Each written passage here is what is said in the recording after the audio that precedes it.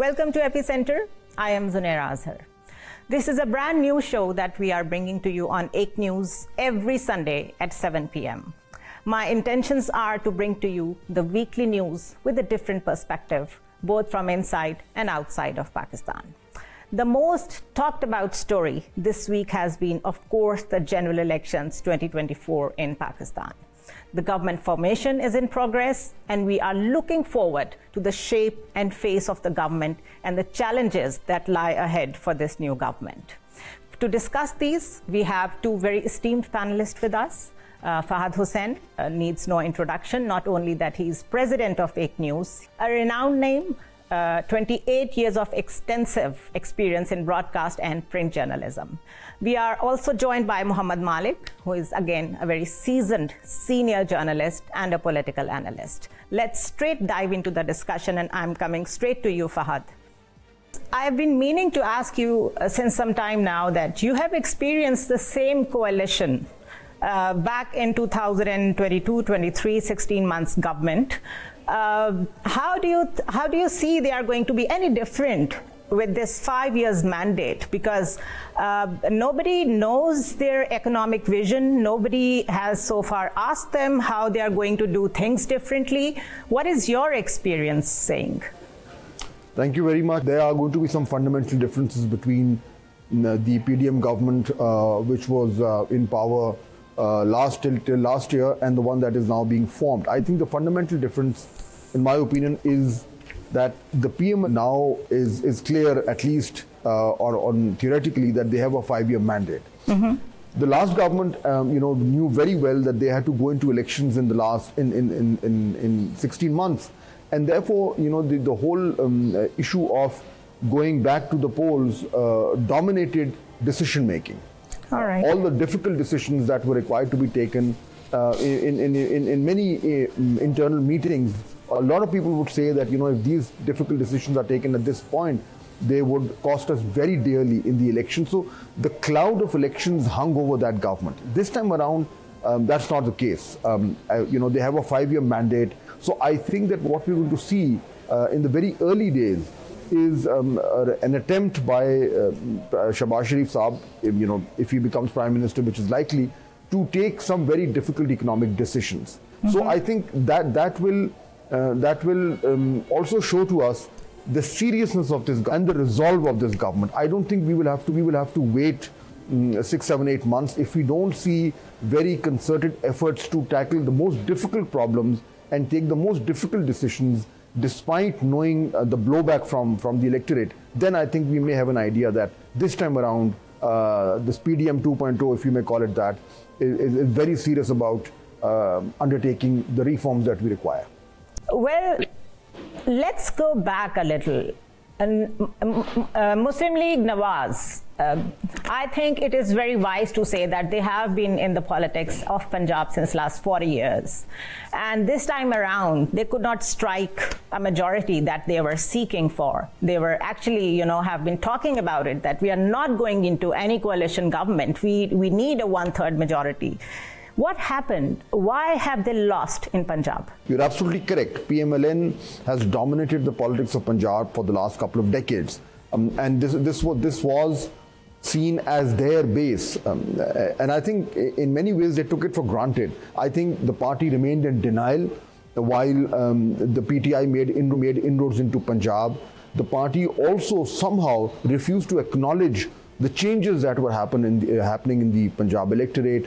They also somehow missed the fact that the youth were becoming a much more important demographic than their traditional vote bank, which was skewing towards older ages. So I think a lot of this was happening right in front of their eyes, and I think it was PMLN's refusal to see the reality and to adapt to it that has to a stage where now perhaps they are not even, forget about being dominant, I think they are now on the wrong side of the Punjab electorate. So given the fact, Zunaira, that this is their base, this is the place where their entire politics emanates from, if they're losing this, then their entire political future is at stake. And I think if they cannot understand this changed landscape, and if they cannot do what is required to be done to revive their support base in Punjab, then I think Noon League is looking at very, very difficult prospects in the coming years. Well, if I understand you correctly, does that mean that there are two challenges at the moment that the Muslim League Nawaz must look at? One, good governance, political stability, and everything that comes with the government thing. Two, restoring themselves back again, resurrecting their their voter base back in Punjab. Do you think it's doable? Well, I mean, I think that is the key challenge. In fact, as you very correctly said, these are twin challenges for the incoming Chief Minister of Punjab, Maryam Nawaz Sharif. I think for her primary challenge is how to address these severe problems that their party is faced with in terms of the detraction of their narrative and the appeal that they traditionally had in Punjab. So she will now somehow need to figure out what went wrong in Punjab and how to fix it. This means that she and her party will actually need to come up with a very strong narrative which can revive the party's attraction for the electorate and somehow win over lost ground. So that's going to be a key challenge. But at the same time, Zunaira, the other challenge is equally hard and difficult, which is to govern this province. Punjab is bigger than most of the countries in the world, and the new Chief Minister comes with zero experience of governance. She also has, there will be natural comparisons with her uncle Shahbaz Sharif, who ruled Punjab for 10 years and did a very good job. He's widely acknowledged as having delivered for Punjab. So for her to take up the first job as one of the most difficult jobs in Pakistan at one of the most difficult times for a party, I think she has a work cut out for her. Are we looking at a hung parliament? Because I'm asking this question because we have been talking about political stability and a mandate-based government that is going to go to IMF finally, and from there we'll take some kind of a route towards an economic stability. But the kind of a framework, the political framework of the coalition partners that we are looking at, is this a government that is supposed to bring to us a political stability followed by an economic stability? They are enjoying the spoils of war, the electoral war, and they can walk away. They are on the responsibility front, they are at an arm's length from there. Yes, when they support the passage of a tough budget that's likely to come a couple of months down the road, they are going to partially share the blame. Yes, when there are going to be other tough economic decisions, they will partially share the blame. But not the entire focus is going to be on PMLN, and time for rhetoric is over. PMLN will have to deliver at center. It has to deliver in Punjab. I think its entire political future is now at risk. There might be a little simmering down of PTI for the moment. We see PTI coming inside the parliament now.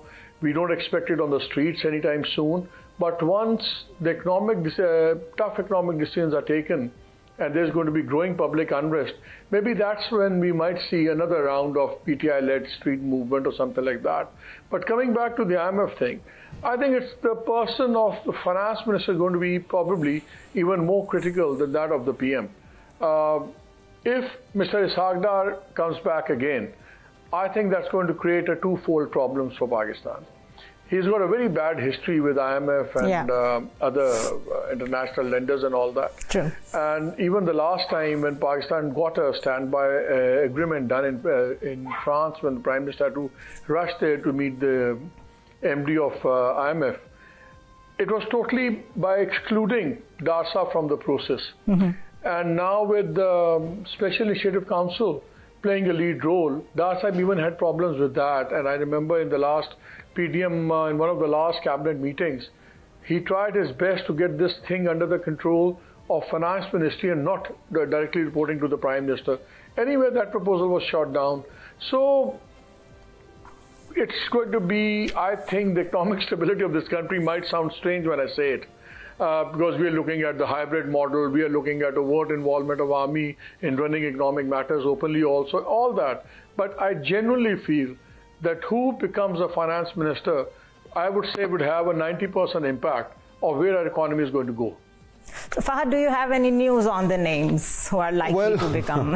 I think everybody is looking out for. I mean, that's the next guessing game in town. Yeah. And I think you and I and Malick Saab and everybody else will have a lot of fun making these guesses. But I think I agree with Malick Saab that the choice of the finance minister is going to be crucial.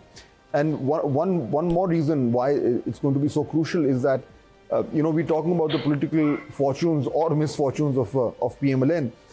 They are in an unenviable position, Zunaira, because now they are in government, they have to take the most difficult decisions, which means that whatever political capital they have left, it's going to start bleeding out very quickly. Yeah. And the blowback and negative impact of that decisions is going to come back and hit them very hard. In addition to that, it's also going to fuel the opposition's narrative. So the next couple of years, in the best case scenario, if the PMLN-led government is able to take those decisions which actually need to be taken, that's the important thing. These decisions actually need to be taken because we don't have a choice. But if they are taken, then the PMLN will have to face the brunt of criticism. Now, the other side, of course, is that their plan, their best case plan would be that if they can actually stick around for the next 5 years, they can bear the brunt of criticism and still have enough time for these difficult decisions to actually translate into better impact in terms of economic reduction in inflation and etc. etc. But for that, they need time. We know that no government has been able to complete their mandate. So one of the key challenges beyond governance and beyond reviving their own political fortunes is somehow to stay in government for the next 5 years. I don't know how they're going to do it. Well, yeah, that's $1 million question. And that brings me to PTI. We are looking at PTI in the opposition, probably, Mr. Malick. Do you think they have learned something from their previous trajectory of always leaving the assemblies, dissolving the assemblies, and this time, since they have got that mandate that they have been looking for, do you see them as a good, strong opposition in the parliament? No, I think we're going to have a very strong opposition from them. And yes, you're right. I think they've realized that they have to stay inside the parliament. And Punjab, dissolution of Punjab and KP weren't really successful political moves. But there is a lot of confusion. But there's a dilemma for PTI also.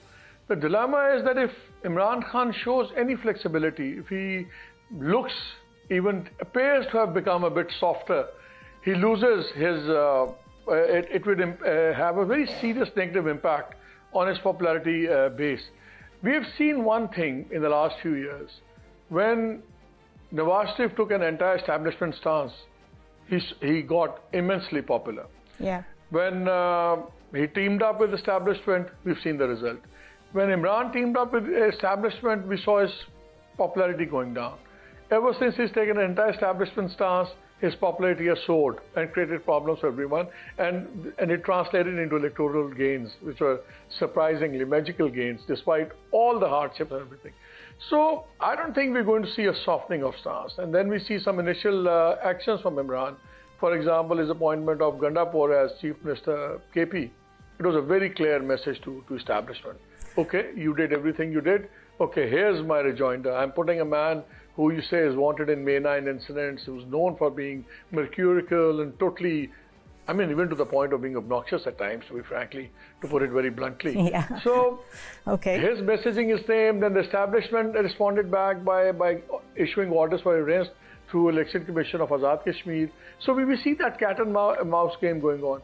I think they're going to be in the parliament. There have been certain moves going on in the background, in which it was decided that small reliefs would be given to PTI, not to Imran Khan, but to PTI. Okay. And then let's see how those things grow up. Let's see how Imran responds. Will there be any CBMs and all that?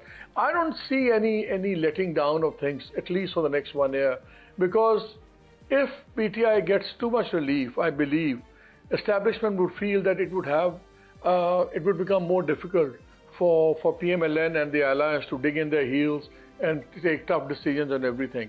For them to take really tough economic decisions, for the incumbent government to sort of really push the envelope, they have to be secure on one end, and that is that PTI is really in the trenches right now, and they should not be allowed to create any greater problems for the government. The government needs a settling period.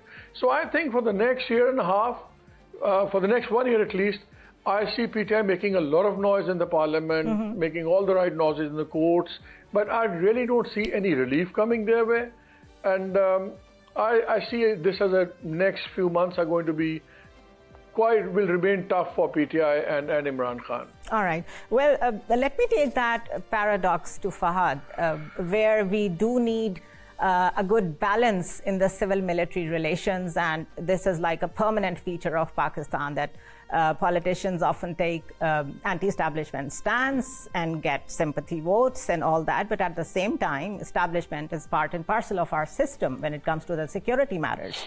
So how do we resolve this issue of the agenda-driven anti-establishment narrative permanently fueled by one party, and at the same time we are at a point where we cannot afford civil-military relations getting out of balance? How do we make sure of that? I think that's a very difficult situation, and I think you've pinpointed it very correctly. This dilemma of civil-military relations continues to dog us despite so many attempts to resolve it one way or the other, either through hybrid solutions or otherwise, but it somehow refuses to go away. However, I think the nature of this dilemma is evolving, has evolved in a strange and difficult manner. Now we are at a stage where we're just coming out of a very turbulent period, Zunaira, a period in which the PTI took on first the PMLN took on an anti-establishment stance, found some electoral dividends because of this. Then the role switched, and PTI then took on that mantle, and it also reaped a lot of dividends. All of this turbulence has now led to elections, and now finally a new setup is in place. I think this entire issue of how the politicians and the establishment somehow try to resolve this contradiction while running the country also is going to see a very different aspect in the coming days. Why do I say that? Because this government which is now being formed is already dependent on the establishment for so many things, including how it is coming back into government, and it will also remain very dependent on the establishment support for governance issues and for those difficult decisions that I was referring to. As Malick Saab earlier referred to the SIFC, I think the SIFC, which has a very prominent role for the establishment, is also going to play a very key role in the management of the economy. So I think within the power structure, the government and the establishment, I think, will try and find a same page, that infamous same page. Yeah. And in the beginning, at least they will. But they will be under tremendous pressure from the opposition, from the PTI. However, what I see now is that the PTI, both inside the parliament and outside, is going to start focusing more on the government and possibly a little less on the establishment. Why do I say that? Because the elections are over. The status quo in terms of how this country will look like from here onwards, I think is back, and I don't think there's too much difference in terms of what the PTI's role is at this particular stage. So I think even though they might not get to a lot of relief from the establishment, but I think they're going to try and perhaps train their guns more on the political side and less on the establishment side, just to make sure that when the next round comes, they are better placed. Well, Mr. Malick, with SIFC and IMF on their platter, I think Shehbaz Sharif has tough choices to make. Do you think he would be able to strike a balance between the two? It's not a time to strike a balance. It's time to strike the right note, and that's to strike the right. Well, he has to survive. Note. I think Shehbaz Sharif doesn't have much of a choice. Most of the things are going to be directed by the ongoing negotiations going on with IMF and all. So you will have a pretty strong set of guidelines from IMF, and your economic situation doesn't leave much room for imagination or something. it's not about doing what is right. It is about stop doing what is wrong. You have to go for privatization. You have to go for fixing up your line losses, unaccounted for gas things. Inefficiencies have to be countered. The restructuring. That is what is the biggest thing. But one thing I want to add on your earlier question, while I agree with the sense of the question, I don't agree with the choice of words that you used. You said one party driven agenda against anti-establishment. I don't think so. I don't think it's a one party agenda. I don't think it's fair to paint PTI as leading some sort of an anti-establishment. I think it's the ever-changing agenda of the establishment that creates a problem. Sometimes they pick up People's Party, sometimes they pick up JAI, sometimes they pick up PMLN, sometimes they pick up PTI, then they spin them around and the players keep changing, the playbook doesn't change. I think the real problem is not what a lot of political parties are doing with the establishment. The bigger question is, what is the establishment doing with different political parties at different times? So whenever things change for a party, you have a different, I mean, look at Maulana Sahab. Could you imagine the kind of language that Maulana Sahab is using? That's the whole point. Back or 12 months back. That's the whole point. That's exactly the point. Yeah. Whenever you are the blue-eyed, you're okay with it. You're not talking any anti-establishment stuff. And whenever you are falling out of the shorts, then you are in trouble and then you are shouting stuff. Moving on, some challenges that necessitates Pakistan to go with a different approach. For example, Fahad, I'm coming to you. The current outgoing caretaker setup has already announced that we are going ahead with the Pak-Iran gas pipeline. Now, the thing is that there are geopolitics happening at the same time. We all know what is going on with all that Gaza, Hamas, and involvement of US in the Israel's war. Do you think it's a sane thing to do? And more than sanity, I would question, is this an informed decision? Zunaira, I think we didn't have a choice. I think clearly there were two ways of looking at it. One was the policy that we had been pursuing for a number of years, which was essentially putting this entire project in cold storage, because the logic was that if we were to go ahead with this pipeline, then we could possibly face the danger of US sanctions because of its relationship with Iran. Hence, that entire project was in cold storage. But what many of us didn't know was that in fact Pakistan had agreed to certain conditions with Iran, and if we did not fulfill them, then they could go to the international court, and we were liable to be punished with a very, very severe, very high fine. I know for a fact, I'm privy to this discussion which has been going on within government circles for the last almost about a year, where a lot of legal options have been talked about, the concerns that if we were to actually go ahead with this project, what could it do to our relationship with the United States? At the same time, if we did not go ahead with the project, what kind of legal problems we could land in. So this is not something which is just completely jumped out of the blue. It has been under discussion quietly in power circles, and I think ultimately we have realized that the legal cost would be tremendous for us, and actually we don't actually have a choice, which is why we've actually gone ahead with it. I can also tell you, Zunaira, that even while all this discussion was going on, Pakistan was also in touch with Iran and also trying to figure out whether Iran was serious in terms of taking legal action against Pakistan. And ultimately, what I understand is that the thinking was that yes, if we do not go ahead and fulfill our part of the deal, then we are going to end up paying a very, very steep price. That's why this government has actually gone ahead and revive the project. Okay, I'm slowly tapping the international relations here, especially the regional connectivity and relationships with our neighbors. Mr. Malick, as we have talked about Iran, and we have witnessed, like in the recent past, there was some escalation between the two countries. And the same thing is happening with Afghanistan with that TTP and ISKP element. There is a dilemma involved when we are talking about the de facto rulers of Afghanistan, the Taliban. They have even denied going to the recent Doha talks. So they have been very stubborn about their ways of governing. How do we reshape, how do we relook at our approach in engaging with Afghanistan? Before coming to that, I'd just like to make one comment about the Iran thing, because I'd like to add something very interesting. we've had a very strange relationship with Iran ever since that our relationship really changed a lot after General Ziaul Haq coup in Pakistan. It really changed a lot of things between Iran and Pakistan. But at least two army chiefs on different occasions, Pakistan's army chiefs, former army chiefs, and when they shared these opinions with me, they were both serving at that point. They both shared a very deep mistrust of Iran. And they felt that whenever Iranians promise something, they don't deliver on that. And when they make a deal, they sort of go back on it. What I'm saying is that there's an institutional mistrust also. And like Fahd was just pointing out, I'm not surprised that Pakistan government must have been in a dilemma to see, are they really going to take us to the international court, arbitration or blah, blah, blah and all that.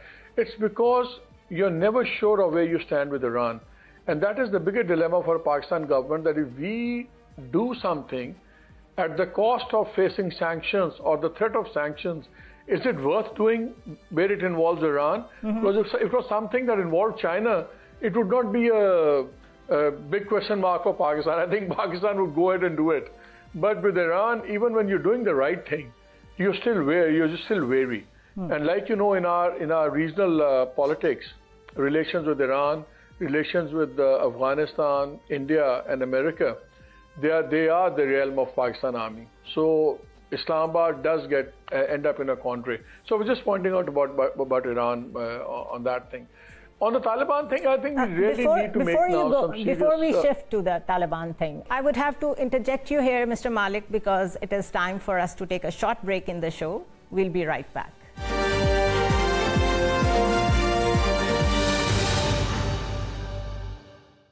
Welcome back to the show once again, and we were discussing Afghanistan and Taliban and the challenges that lie ahead when it comes to Afghanistan. Mr. Malick, go ahead.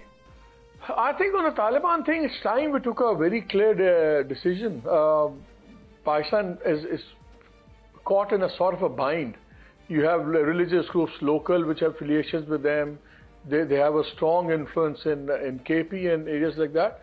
But I think it's a very, very tough decision that needs to be taken. This issue has been constantly been mishandled or skirted around. We have to decide. We just have to decide. You can't do it like that. You can't have APS happening and then two incarcerated top terrorists simply being allowed to walk away from a base. You can't do that. You cannot have negotiations with them. You can't hunt with the hound and run with the hare. I think we need to take serious decisions now. They're very tough decisions, but more than the civilian administration, I think the army needs to make up its mind now. Where does it stand over there on this issue?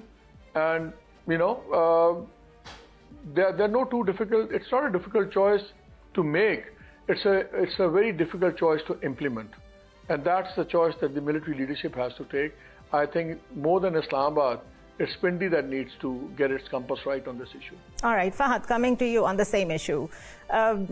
Is it wise to say that whatever we were expecting out of Taliban in the wake of evacuation of US forces from Afghanistan and Taliban forming the government, de facto government, are we going to ever accept it that we misread the situation?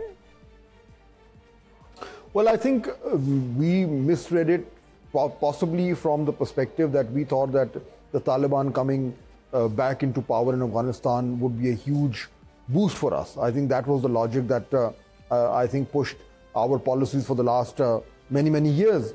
That hasn't happened, and now I think it's very clear that the relationship with Afghanistan and Taliban is one of the most difficult ones that we have now, primarily because of the TTP issue. And so essentially, I think our logic was that, or perhaps our hope was that once the Taliban come into power, they would make sure that their territory would not be used for launching attacks into Pakistan. In fact, the opposite has happened. They've given refuge to TTP. They're refusing to curtail them or hand them over, and it is becoming a major problem. So literally, Zunaira, it is strategic depth in reverse. Yeah. We are on the wrong side of that problem.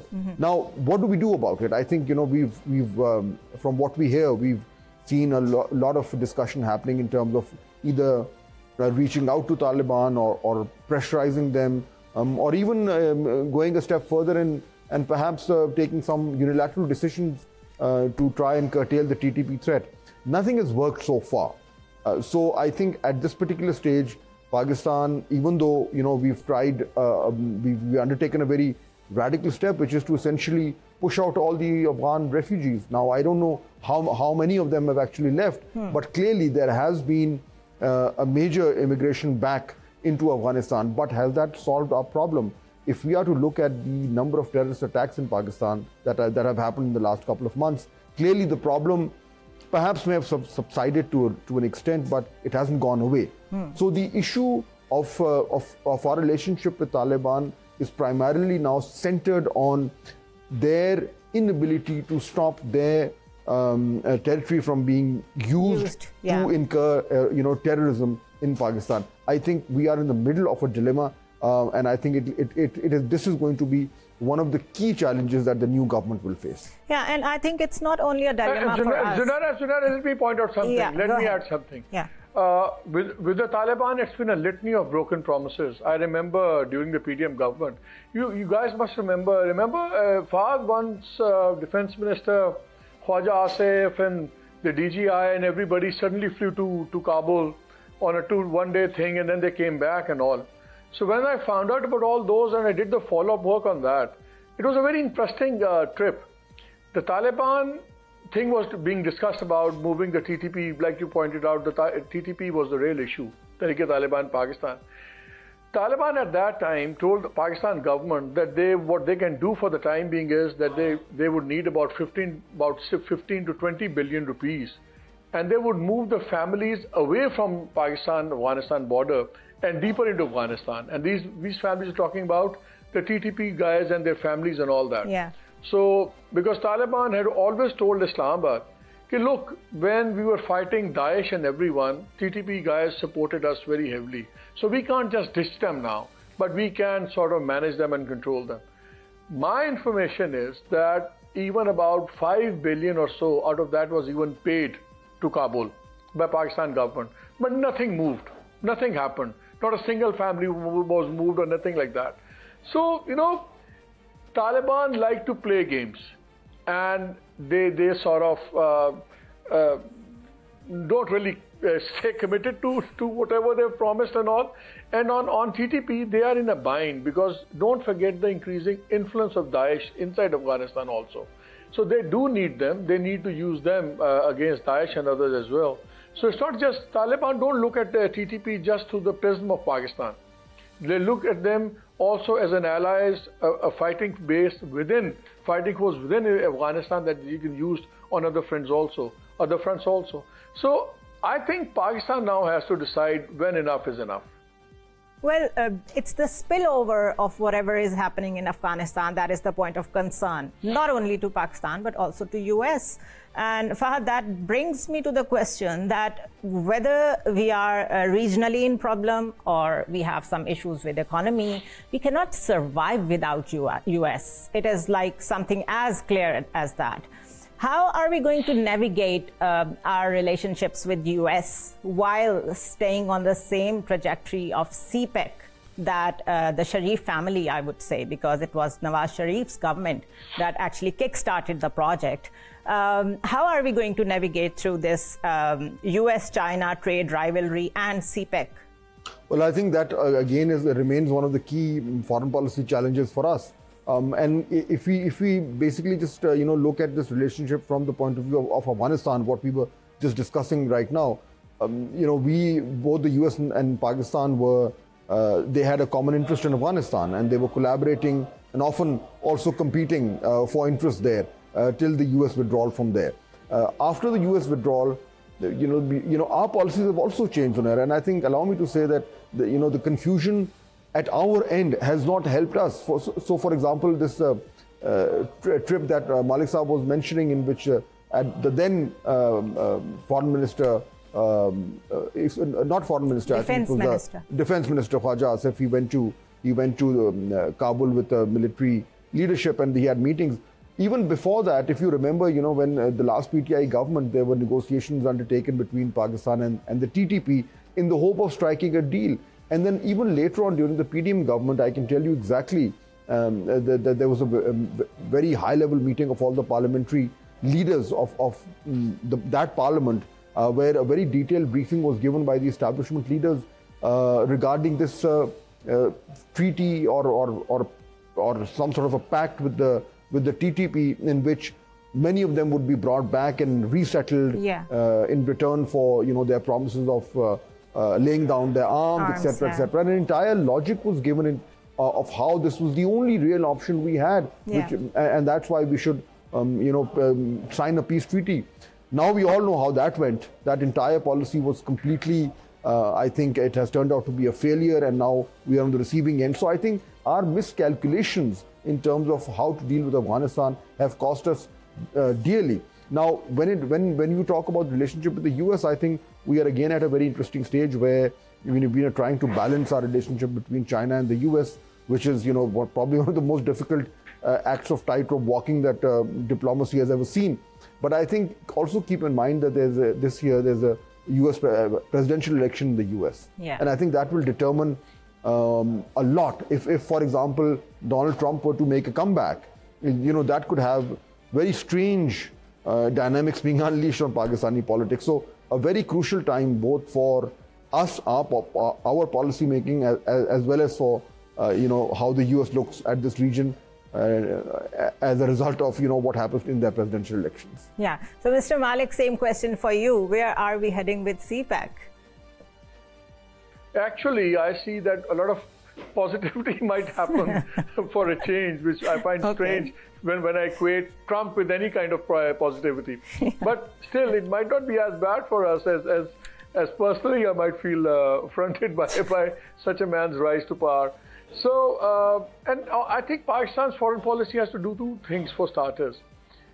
Our tendency is that if we don't see somebody as a friend, we tend to see them as enemies. This has to stop. Just because somebody is not a reliable friend doesn't mean he's a hateful enemy also. He's a foe completely. And that's the way we should look at America, and that's the way we must look at America also. I think striking a balance with America and China on both ends, it's a tough choice, but it's not an impossible choice, really. It's not. Because we have multiple things. Our problem is not from our end primarily, but from the American end mostly, because they see us through the India prism. When they see the regional, they have created India as a counterpart to China, they see us in the China camp. So even when it comes to India-Pakistan, our own rivalry becomes secondary for them, and they only see it as a China ally, so that disturbs the regional plans. Then the CPEC, again, they see the CPEC as China's economic dominance of the region and the world. So again, we were the linchpin state over there. Yeah. So, it's but most of these are perceptions. I think multifaceted rather relationship with America, and we can strike a balance, and it will take time. China has stood by us. China has delivered for us. We would have defaulted without China. We could have had serious balance of payment issues and stuff like that. So I think we have to negotiate with the Americans more prudently, and those days of us being a negative value are gone. They were in Afghanistan, so they needed us, so we could afford being the bad boys. If you don't do like that, we won't do this, blah, blah, blah. Those days are over. Okay. We just have to become a little more suave, a little more prudent. All right. We've almost discussed all the elements of national power. And the only thing that I think we need to discuss as well is the state of democracy in Pakistan.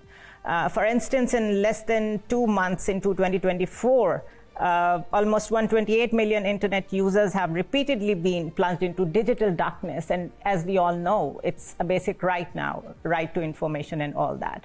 And for that matter, the other aspects of democracy, the human rights and the rights of the journalists. How do you see Pakistan heading in which direction?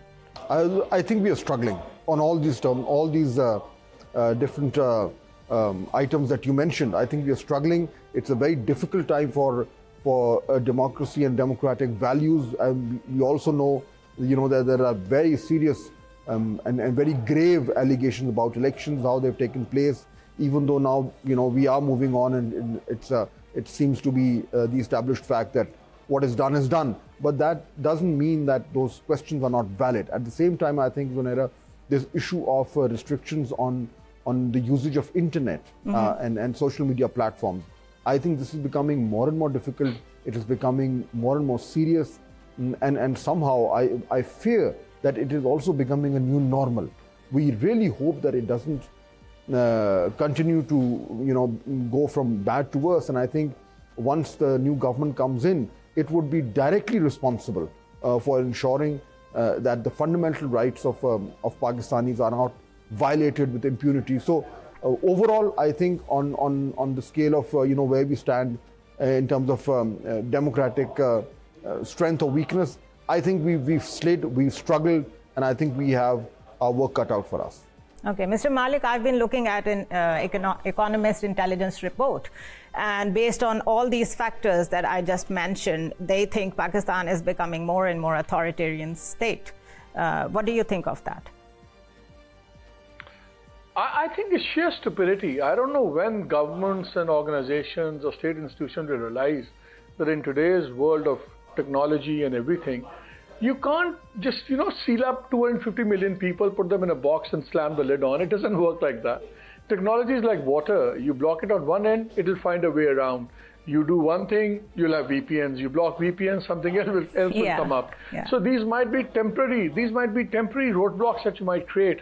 But what you're doing is you're creating a permanent hatred. You might force silence on me, but what you do is you implant rage in my mind. And what they don't realize is that this thing will go away. I will find a way to speak. But the way you try to silence me will basically shape the way I think. And that is a lasting thing that's more damaging. So I think the governments and the state institutions should realize that you just can't do it anymore. Yes, it is a more authoritarian thing. Yes, it's more autocratic. We see absolutely a regressive regime when it comes to rights and everything. But the good thing is it's temporary. The good thing is this absolute control is merely an illusion for them. It might work for a few days, for a few weeks, but in the long term, I think it creates a sense of resentment and reaction that these institutions won't be able to withstand. So Right. I would really think twice if I were the government of the day. Just don't stop doing this. This is sheer stupidity. Well, all right, this brings me to the conclusion of the show. Mr. Fahad Hussain, thank you very much. Mr. Mohammad Malick, thank you so much for joining us and taking out time on Sunday for us. With Epicenter, this is a wrap-up, and as we come to you next week, we'll be bringing to you the whole new stories that are of some significance for Pakistan and for the people of Pakistan. See you next week.